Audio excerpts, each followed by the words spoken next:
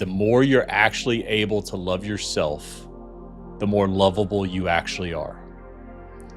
Because as men, especially those of us that were raised in the 80s and 90s, we were taught to compress, suppress, and repress all of our emotions. Real men don't cry, tough it out. Fellas, what's going on? I hope this episode finds you well, and I hope this episode leaves you better than when it found you. This episode is with Jason Bronsted, and he is an executive at Malt Organics. They are a milk company, and when you meet this guy, he is he's like the Jason of all trades, if you will. I mean, he's someone who really, and we talk about it, who seems like he has it all together. The family, the career, the life, the fitness. I mean, he really is someone who has walked the path and been a model for what I think a lot of the guys who are listening to this show want to create for their lives. And so the great thing is that he's one of the most humble and genuine and helpful and supportive guys I've ever met. And so I'm excited to bring someone who isn't always out in front of the camera and out in front of the stage to you guys, because he is genuinely, I think, one of the most valuable people that I could ever have on this show. So in any case, enough of me. Let's get into today's episode with Jason Bronsted. Jason, welcome to the Modern Masculinity Podcast. It is an honor and privilege to have you here. Hector, I appreciate the time, and I look forward to connecting and just going deep. Let's go for it.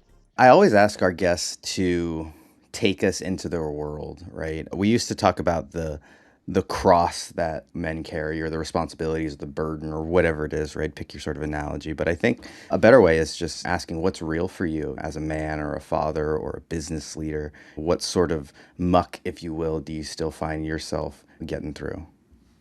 Oh, man. Do we have a couple days to go through this? Because it might take a minute. It's interesting, as you say, the cross. To me, in my faith, there's one man that carried the cross, and he did it for us. I do feel that at times as men, we have a yoke around us, right? We're the oxen pulling the family forward. And be that to lead our family financially and provide, to lead them by example in how we choose to nourish our bodies, how we choose to exercise, to teach and guide our children on how to love.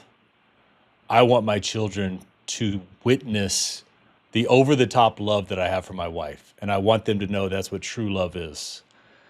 And on that financial burden, it goes back to, on the professional front, I've got a team to lead, right? I've got a responsibility not only to the organization that I've had the honor of building, but to the investors that I work for. So at any given time, there's a lot going on in this world. And it's trying to find the balance that allows me to show up as the best version of myself in each one of those situations. Yeah, I think one of the recurring things we've talked about on the show is this need for guys today to sort of put it all together.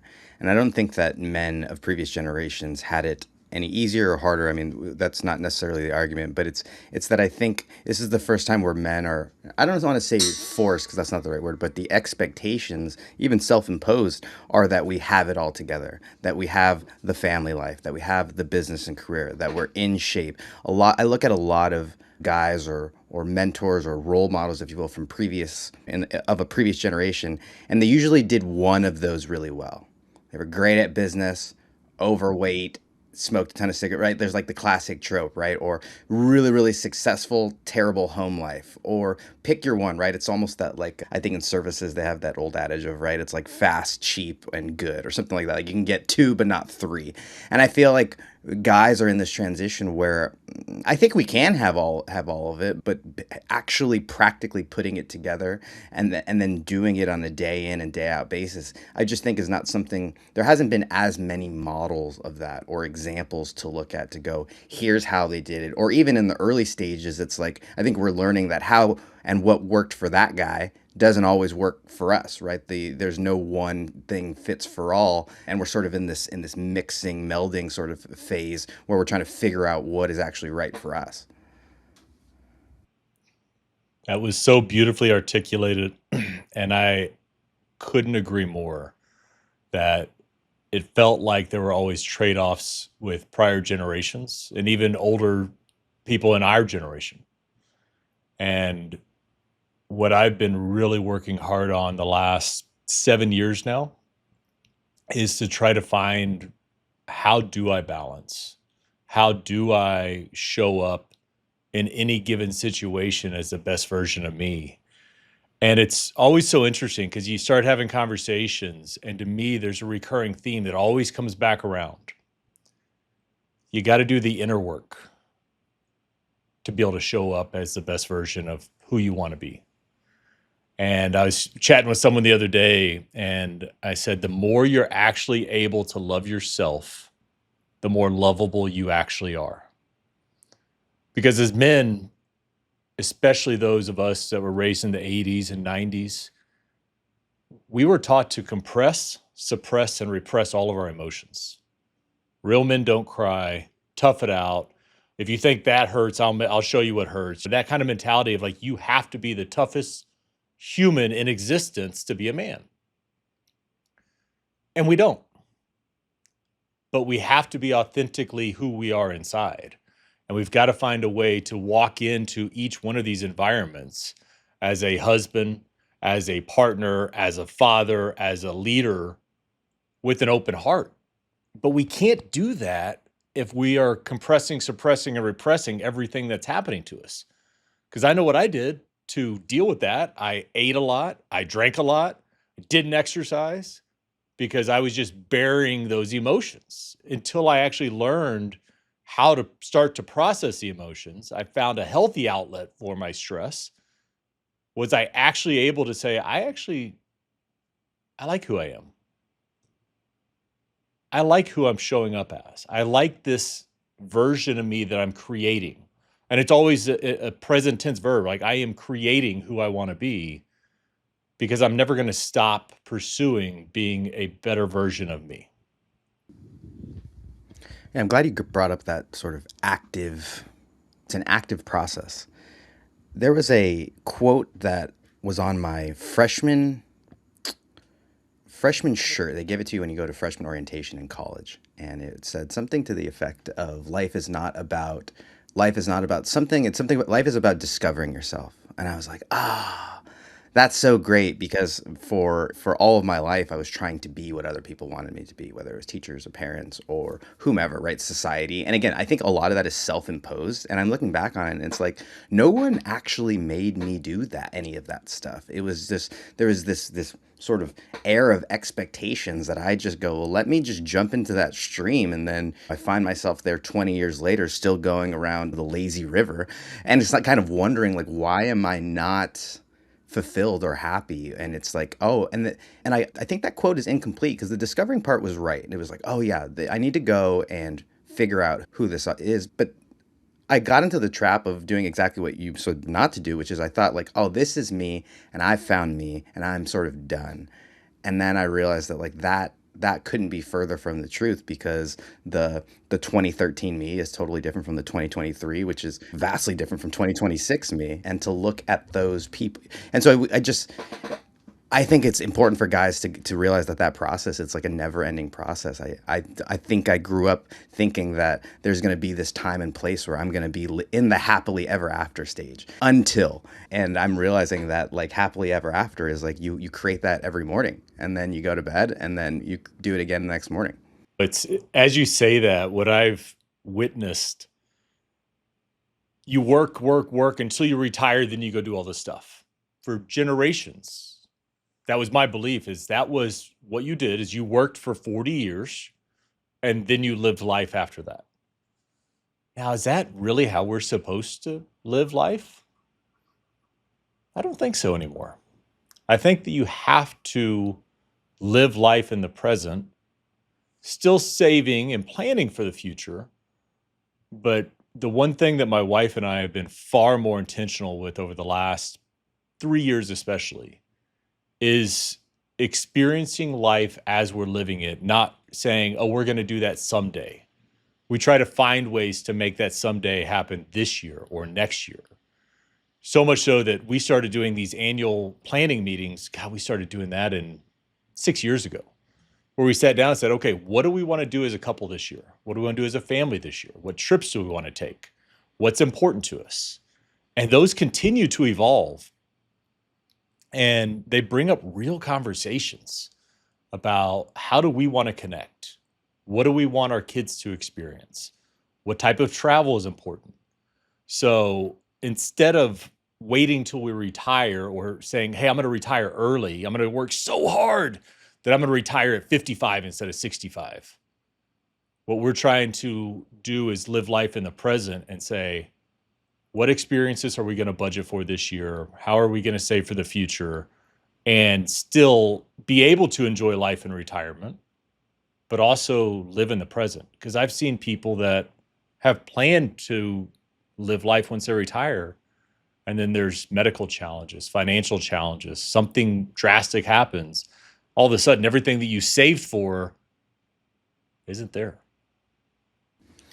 Yeah, I saw something recently. It was a poster, I don't know, a meme, and it said something to the effect that millennial parents are like over the top memory makers. And it had its own justification, but when I look at it, I'm like, oh yeah, I think right when we were coming of age, I mean, I graduated into the Great Recession, right? I graduated in 2009 when 50-year-old people were applying for the first time, were applying for entry-level jobs. And it was this whole sort of chaos. And there was this moment where, you know, as a 17, 18-year-old kid, I go, this 65-year-old person, they were working the plan, and all of a sudden they're at the end of their road and we're at the same spot. And so I'm like, man, we can't wait for that, because who knows if we're ever going to get there. And but then that creates this sort of fucks everything up, because the blueprint for how they did it before can't be the same blueprint. You can't that work yourself into misery for 5 days and then drown yourself in drunken stupor for 2 days, repeat that, you extrapolate that's the 2 week vacation once a year, right? I like all of that sort of stuff plays itself out. And so if we take that model into today's sort of into what our own ideals and expectations are, I think there's a mismatch. And then now that's where we're in the middle of trying to figure out, okay, how do we actually I don't know if it's do both, but how do we create memories while we're in the process of building towards whatever that vision is? Man, and I've got almost a decade on you, if not more. I graduated high school in the late 90s. And so as a Gen Xer, I was deep into I'm going to follow the boomer plan, right? It looked right. And I think I've been influenced by millennials on witnessing. It's like, oh, wait, it doesn't have to be one way or the other. We are the authors of our journey. And when we have the opportunity to write a new chapter, we don't have to look back at a stale playbook to do that. We get to write what we want for our future, what we need, because what we need this year is different than what we needed 2 years ago. And as long as we're honest with ourselves and we actually have the real conversations to say, this is what's important to me in this season, then we can actually move forward with intentionality. I think that was the first 50 episodes were figuring out really what is masculinity. And I sort of threw my hands up at the end, because it was like, fuck, no one has an answer. Everyone's answer at the end was like, it's whatever you say it was. And I was a little upset with that in the moment, because to catch you up personally, we had chatted in the early stages of my relationship and marriage. And at the end, as it was falling apart, one of the key moments for the show and in my life was my ex said, we're at the top of the stairs and we're having a fight. And she goes, I just don't think you're man enough for me. Or I don't think you're man enough to be with me. And I think you sort of knowing the person I am, I really tried to answer that question. I wanted the answer. I said, well, what does that mean? And she didn't have an answer she can articulate. But even still, there was a feeling, there was something that I was creating that was leading to this result. And so that was the beginning of the show, was like, okay, well, if I don't know what it is, clearly, what is it? And I did 50 interviews with all the guys that I thought had the answers, and everyone was like, well, it's whatever they want it to be. I'm like, fuck. Like, with that. And I think that's such a beautiful sort of realization, because the next sort of 100 episodes essentially have been, okay, if that is the case, how do we do that? If masculinity is for us to define ourselves, and within there's still some constraints there. Okay, how do we do that? It's not a one size fits all sort of thing. And so we've tried to expose and share all the different ways, whether it's breath work or tapping, or like all these different sort of modalities that ends up becoming a lot of the work. What I've learned is that, again, to your point, it's different, and we have to be willing to decide what it is that is us. And that takes a lot of courage, especially when our family and society and everybody else is saying that it looks a certain way when our version of that may actually be a little different. There's something you just said there. When society looks at us, and that's where I think we get into trouble in such a comparison culture that it's, well, what do other people think? I don't care what other people think anymore. I lived my life for so long trying to impress other people, but never looking inside going, what is this heart? What do I actually need? What do I need? What does my wife need? What do my children need? I'm blessed with two amazing kids. My daughter will be 14 in December. My son just turned 10. And as they continue to get older, their needs change a lot, from the need to connect, from the need to learn how I communicate. I mean, all of that's an ongoing changing thing. And I will peek out into society, say, okay, any tips, any advice? But what keeps coming back to me is a couple of things that are real. One is you need a third space, right? You've got your home, you got work. What's your regular third space that you feel safe? And feel safe is a subjective phrase, because my third space is jujitsu, where it's not safe. It's a lot of fun and I do hard things, but that's my third space. I've gone through seasons where Lifetime Fitness, the gym, was my third space. And you have to, as a man, have a third space so you have an outlet, whatever that is for you. Generally, it probably needs to be something physical or intellectual, something that gets you out of your day to day, what you normally do. Another dynamic is you have to have community. You've got to have people, be it in your third space or a group of humans that you trust. I'm a part of a band and we had breakfast this morning and we talk about life. Not a musical band, just Yeah, I was just going to clarify for that. yeah. Yeah, great. Yeah. a Yeah. small group of guys who get together. Yeah, Exactly. A small group of guys to get together. We try to get together every 3 weeks or so for breakfast, and we talk about the hard stuff. Hey, this is what's your rose and what's your thorn? What's going beautiful in your life and what's an absolute pain in the ass? And where do you need help? How can we support you? And sometimes it's just the act of naming it that takes that pressure off of you. When you can name something that has control over you, all of a sudden it has less control over you. And that's a beautiful dynamic. And I would suggest that for me growing up, that was what I was compressing, suppressing, and repressing. So I didn't have the ability to hold space for my wife, for my kids, for others, for myself. I wasn't willing to be vulnerable because I didn't think I could. And I've found this space, this small group. I found jujitsu, and it's changed. Those two things alone have changed the way I interact with my family in a beautiful way.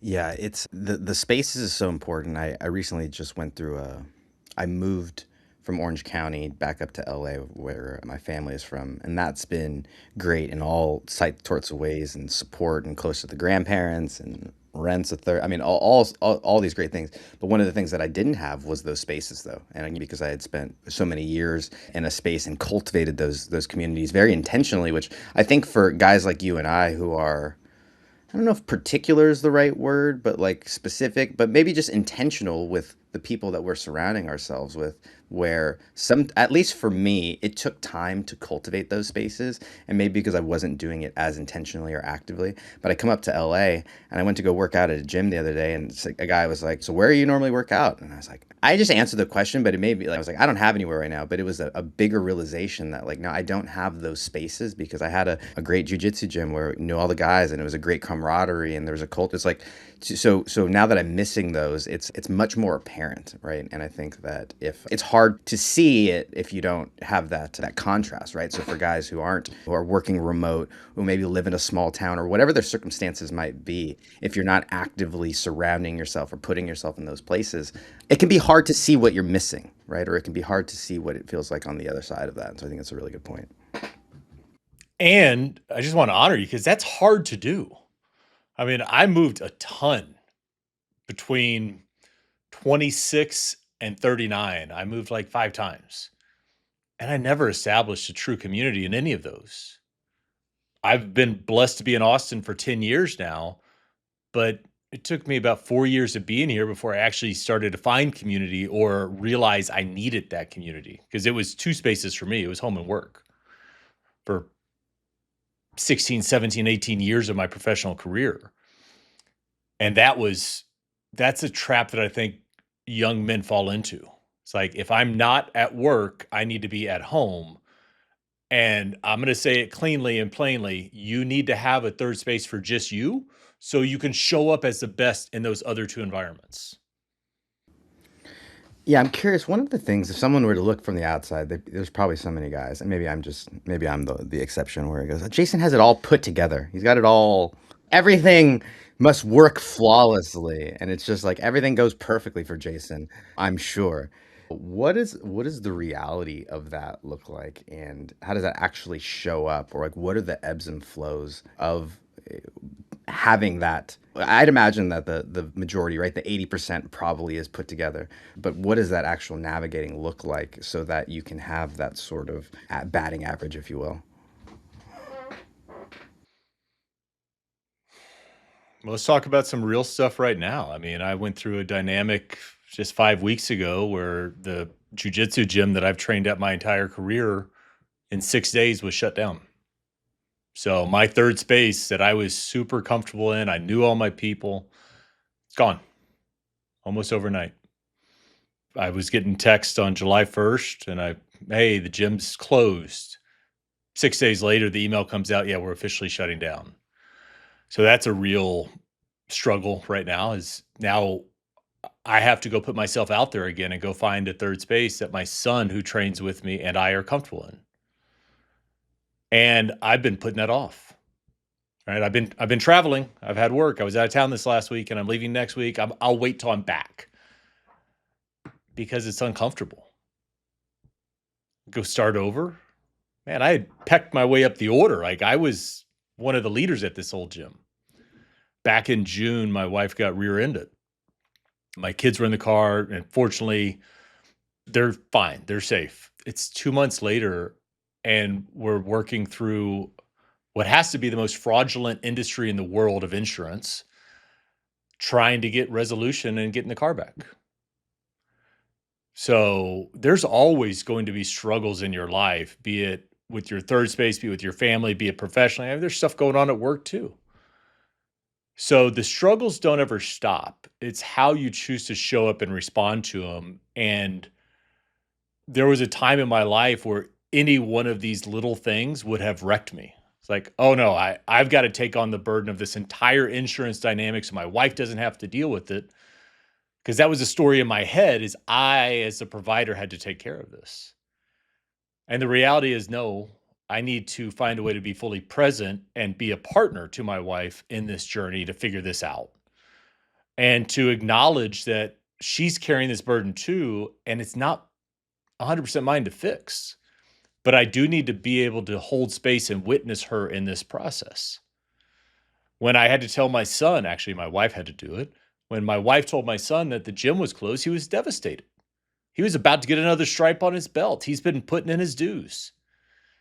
And more, instead of just trying to rush in and fix and solve, because I'm a fixer, that's what I do.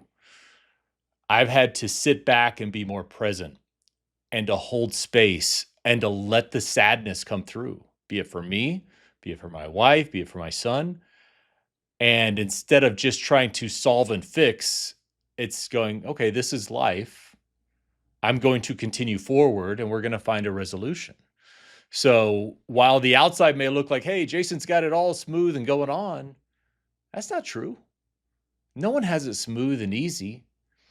But I think more than anything, what I'm learning, again, actively learning, is how you choose to be present through the good times and the bad that allows you to, instead of having massive ups and downs, you just keep that steady line and don't let the highs get too high and the lows get too low, because that's the rebound.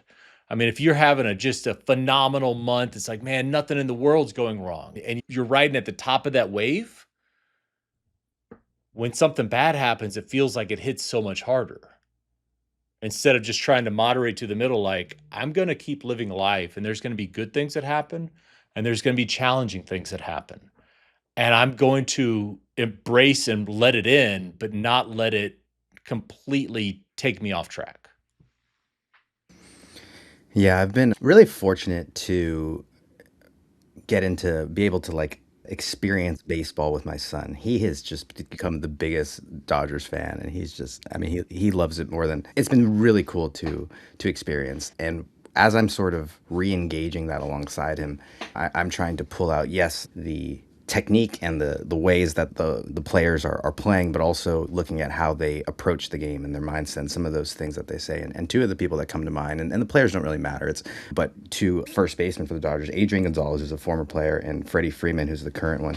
And one of the things that's just interesting about them is that they sort of model this not too high, not too low sort of mentality where they could be on a hot streak and things are going incredibly well, and they're calm and collected and they're centered, and things could be going terribly and they could be going in a terrible down streak, and it's the same. Their response, their preparation, their mentality is still the same. And I think it's so much of that, it's the response to the results, right? How do you deal with success, right? Do you get fat and happy and then all of a sudden then, or do you stay consistent? And that's been the game for me, is how quickly can you get back on that proverbial horse, and can you shorten the time or shorten the cycle through which you can sort of rebound and keep going.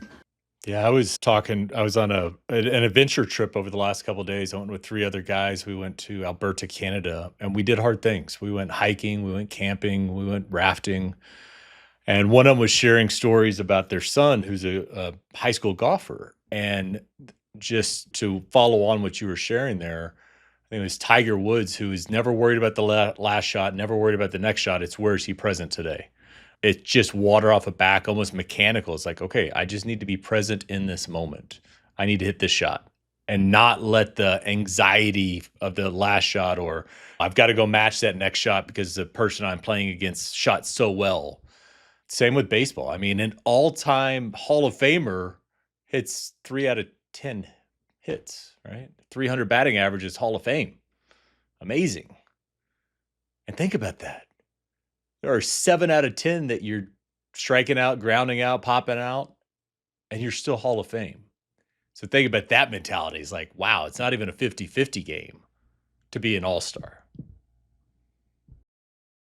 It's like jujitsu, and the fact that at least early on you get humbled much more than you're on the losing end much more frequently than you're on the winning end. I don't even know what those percentages were for me at the beginning. I didn't count. I 0%. I won Yeah, zero, 0% of the time as a white belt. That's where I was. exactly. I'd come home and I'd tell my daughter I didn't tap today. That was my winning at the beginning. What are some of your habits or methods or techniques, rituals even, that sort of bring you back to center, that keep you sort of grounded whilst insurance and shutdowns and all this sort of stuff? Yeah, time in nature continues to be what gives me the most energy. And especially when it's mountains, water, fire, things outside that I love fire and I love moving water. And I love both of those because they're ever changing. I could sit there and watch a fire in the backyard in the fire pit for hours and it never changes. Or it always changes. It's never the same, sorry. And it allows me to almost meditate into that. Same with I was sitting by a water or a creek coming out of a mountain just Saturday or Sunday after we had hiked in 5 miles or 4 miles in, and we were maybe a mile coming back, and we've been hiking for a while, some big elevation gain, but just sat there next to that water and just watched it flow and process through the earth. To me, that gives me so much energy in life. On a practical basis at home, I love sitting in my infrared sauna. I love cold plunging. For me, on a regular basis, if you look over the last year, I train jujitsu 3 to 4 times a week. And for me to have a place where I can go release my stress and leave it on the mats and not think about anything else. That's what jujitsu became for me, was that outlet to where if I'm stressed, and there are times that my wife would go, you need to go roll. Like, I see it in you. You need to go roll, come back after you've tapped some people out, or you get humbled. And both happen all the time.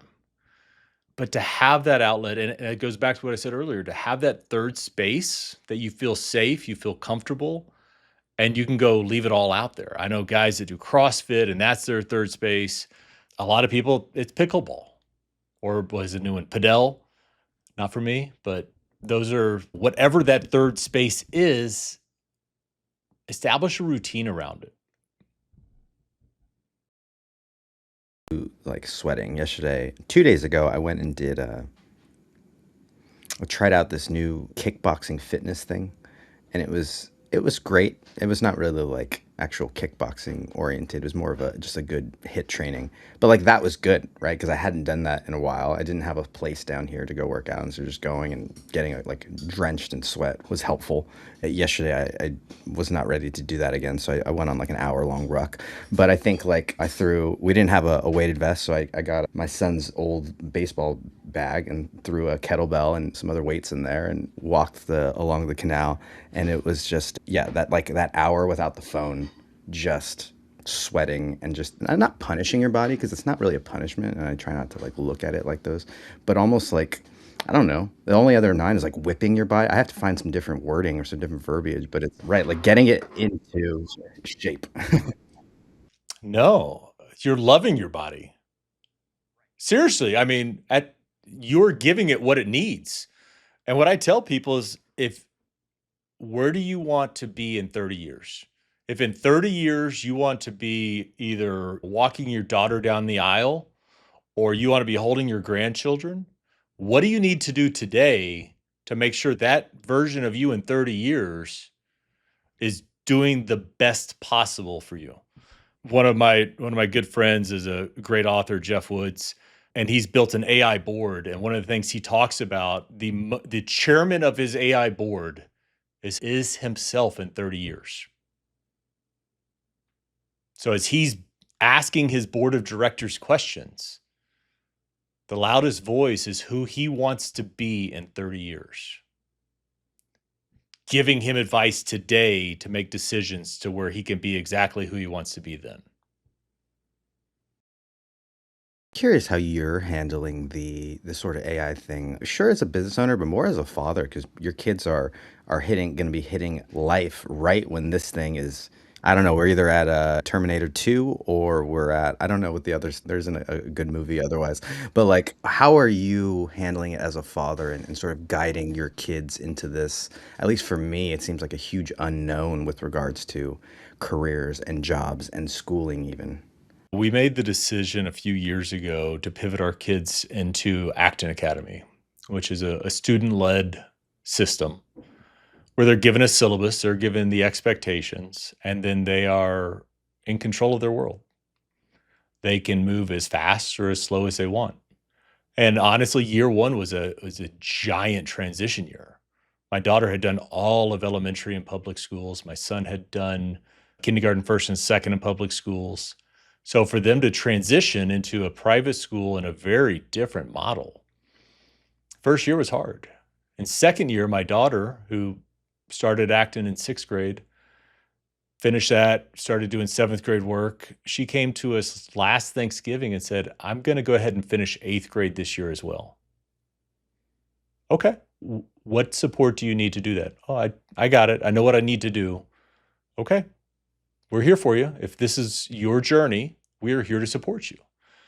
And it's been a challenge for us as parents who both went through the public school system, my wife, who's a public school educator by trade, to embrace this shift. And it's been beautiful. One of the things my daughter had the opportunity to do over the last 6 months was to do two apprenticeships. She had to do one for seventh grade and one for eighth grade, and minimum of 40 hours for each apprenticeship, where she's 13 years old, is figuring out what does and what doesn't light her up. Man, I didn't start realizing that till I was out of college. And even then, I was just like, what's the next title I can chase? Not what is fulfilling to me. That's a totally different dynamic. So I know it's not an AI specific question, but it's Embracing the unconventional. Well, let me jump in there because I think I'd love to just pull on a thread that I've been realizing that so much of our previous generations and it was necessary, so it's not like a bad thing, but it was defined by how much we can work and how much we can do. It was like this labor was necessary because it sort of drove the economy, and I think it played its sort of role. But I don't think kids are going to be rewarded based on their work, right? Like the traditional sense of labor and how hard can you work is not going to be the barometer by which people are judged. And I think that was a very easy and basic sort of metric, if you will, that we could give to people in a rudimentary fashion. Okay, work harder. What are you going to be when you grow up, right? Like that was the standard question you would ask kids, right? And my kids get it a little bit, but less so now, which is interesting, right? But it used to be the standard. What are you going to be when you grow up? And you had your 5, 6 standard options: your doctors, your lawyers, your engineers, or like you do. Marine biologists, bankers, CEOs. Yeah, pick it. Yeah, don't.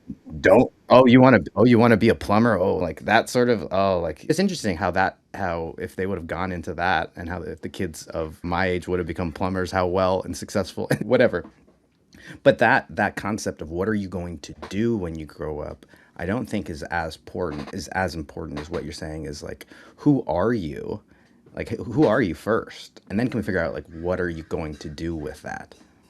And I think what I love the most in our current journey is twofold. One, how they're learning to ask questions. I think that is a skill that will pay off no matter what happens to AI, especially with AI.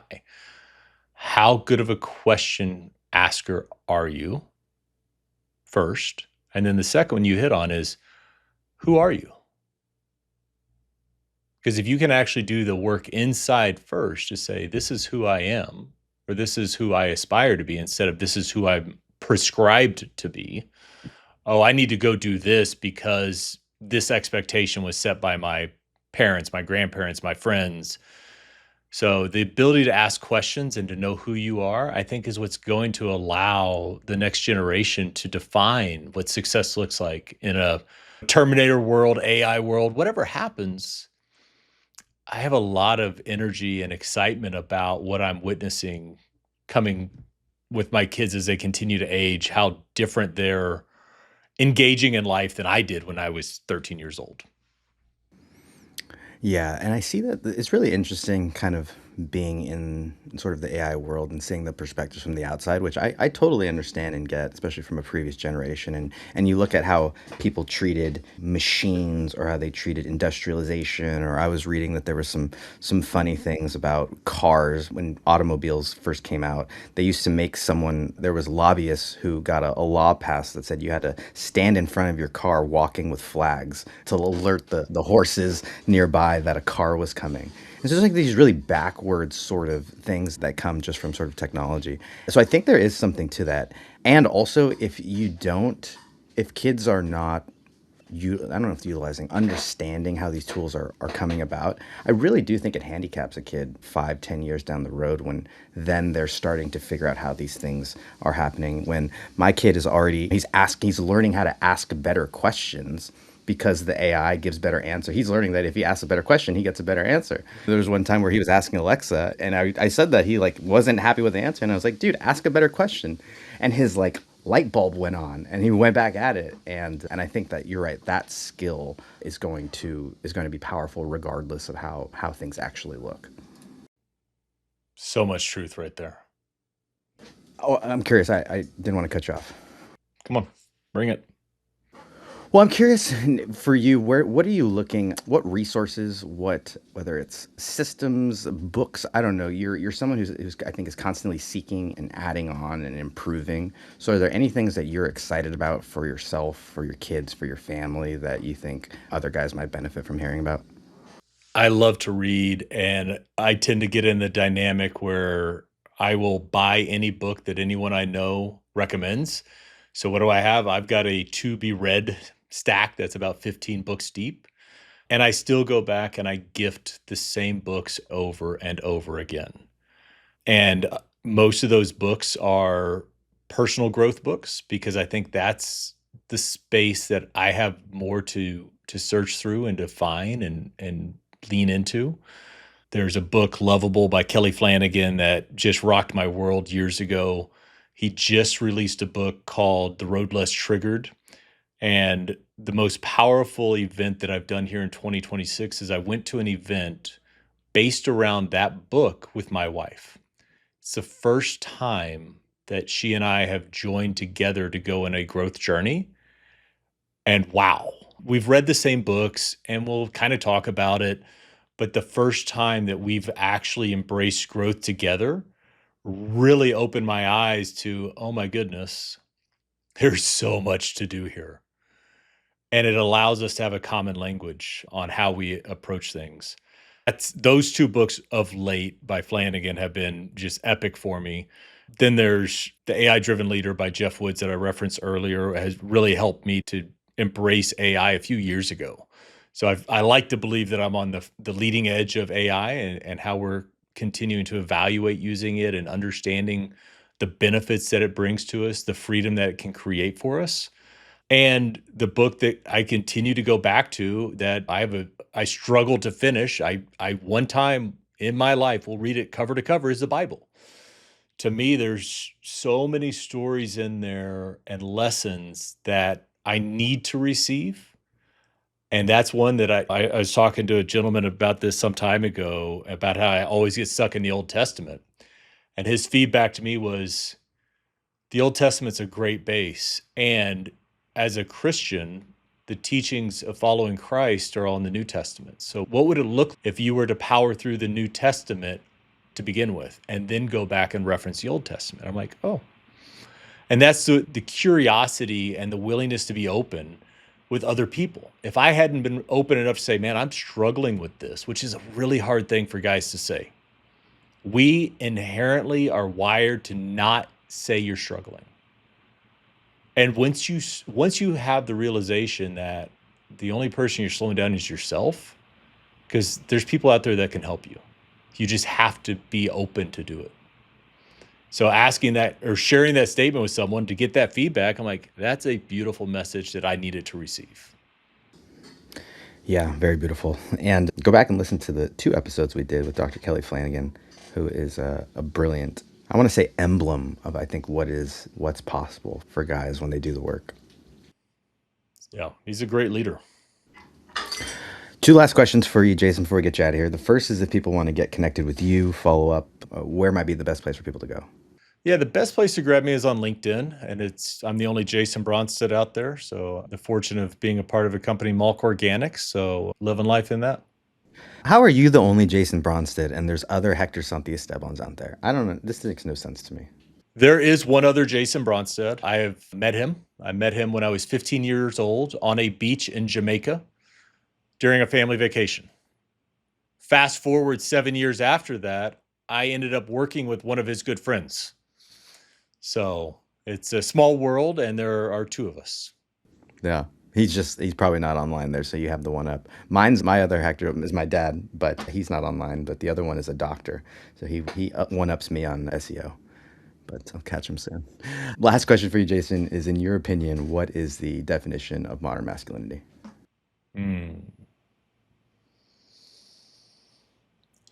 Presence.